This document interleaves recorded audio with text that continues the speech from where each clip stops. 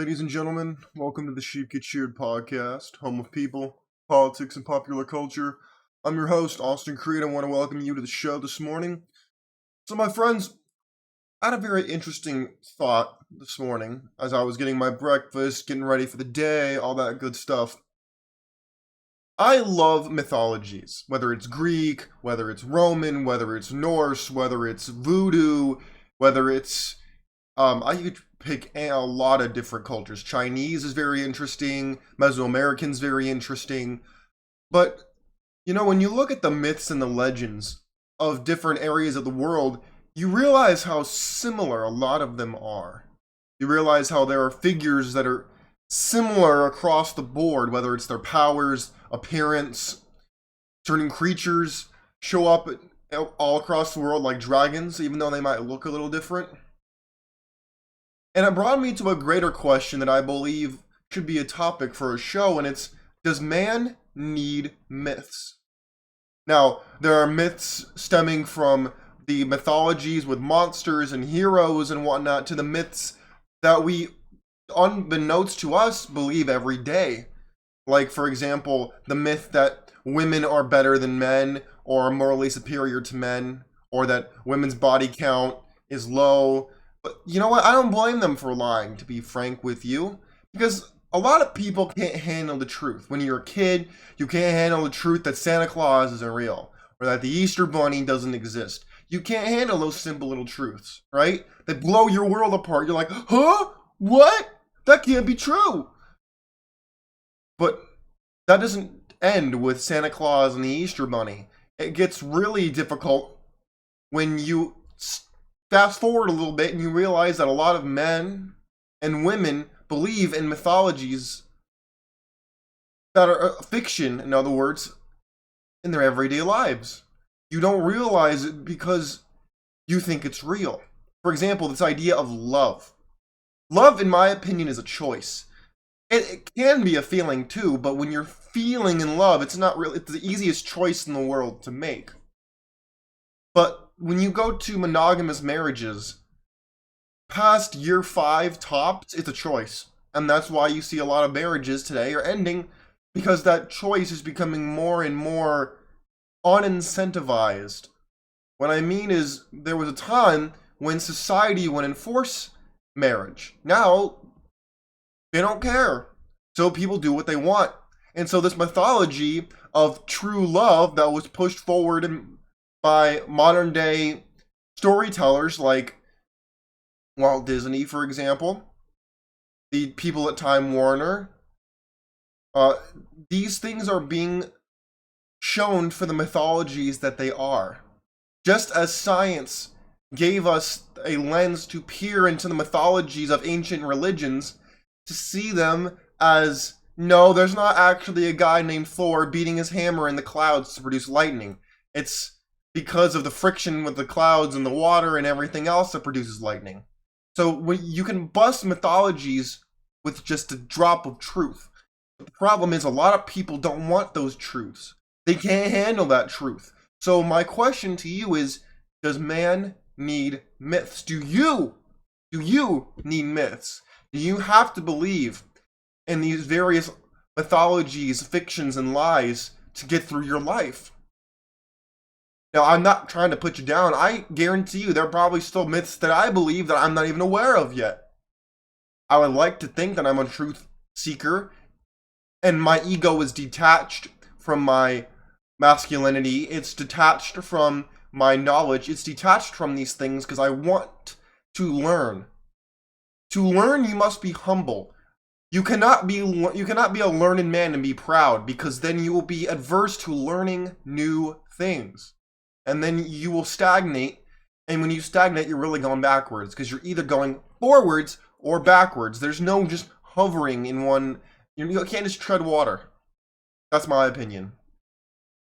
But let's go back to, does man need myths? I mean, I know when I was a kid, I was fascinated by these tales of this crocodile guy that lived in the Nile River in Egyptian mythology. I was very interested by guys like Zeus, who lived in the clouds on Mount Olympus, who threw lightning down and had a lot of very interesting relationships with a lot of different women. I thought it was very interesting to me. I was interested by the princes in Disney movies. I was interested by like the genie from Aladdin. I thought he was really cool. But then you realize that these things aren't real. While they can serve a purpose in teaching you a lesson that you can then apply to the real world, they're not real. At least not from what I know, not from what I've seen. But again, it draws in a bigger question of what myths do you, unbeknownst to you, believe. Because make no mistake about it, most people cannot handle the truth. Most people cannot handle the clear, uncut view of reality. It would make them go crazy. They would react in a very violent, unbeknownst to us, savage ways. I know this to be a fact. That's why people have to lie. That's why people lie a lot. And, when you look at studies, you see that women say they lie to men because they want them to feel good because for their own survival and whatnot. I get it. Now, I don't like it when people lie to me because I'm not going to get mad. For example, if a woman tells me that I'm not the best she's ever had in bed, I'm like, okay, I'm not going to lie to you. Okay, that's good. I don't want you to lie to me. Because then I can improve it. Then I can say, okay, well, this didn't work and that didn't work. Okay, well, how can I fix it? How can I become better? How can I learn from this encounter with the truth? Instead of saying, hey, you know what? I don't like how that made me feel, so then I'm going to respond with my feelings instead of responding to the facts that say, hey, you could have done better here or you dropped the ball. Okay, great. Well, let's fix that then. Problem is, people don't think that way because people tend to be emotional. And I'm challenging you that if you want people to tell you the truth, whether it's me, whether it's people in your personal life, professional life, I want you to be able to handle these little chipping away at your worldview because a lot of your worldview is probably based on myths, legends, lies, and deceptions. Now, that doesn't mean they're all maleficent in nature. That doesn't mean they're all meant to hurt you per se. In fact, probably a lot of them are meant to shield you from the harsh realities of the world. For example, if you were a kid and there was one year where Santa didn't come, and their parents were like, oh, maybe you just weren't a good kid this year, Santa didn't come, and you're like, oh, this is terrible, how could this happen? But what actually happened was your parents had a really tough year and they couldn't afford presents for you, but they didn't want to share that with you because you wouldn't fully understand what they're talking about, number one, and number two, you don't want to hear that. You'd rather hear that Santa didn't come this year because Rudolph, got him lost, or he fell down the wrong chimney. That's what you'd rather hear, not the harsh, unfortunate realities of the world. So, my friends, what lies have you been told in your life that you found out later to be false, but then you realized after you processed through that, you realized that they weren't told per se to hurt you. They were just meant to maybe protect the other party or shield you from some of the harsh realities of life that maybe they wanted you to avoid. Are you like me, where you want the truth even if you despise it? You'd rather have the truth than live in a lie that makes you feel good? I firmly believe that mankind needs mythologies because most people, they can't handle reality. They can't handle the very unfortunate, uncomfortable, and uncouth realities of the world.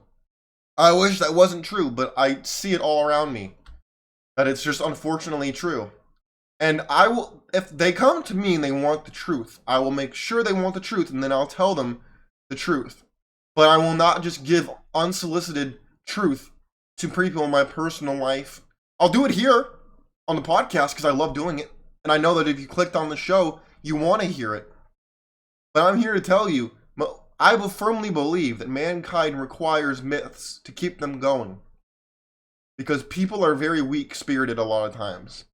They want to believe what they want to believe, and they don't see what they do not wish to see.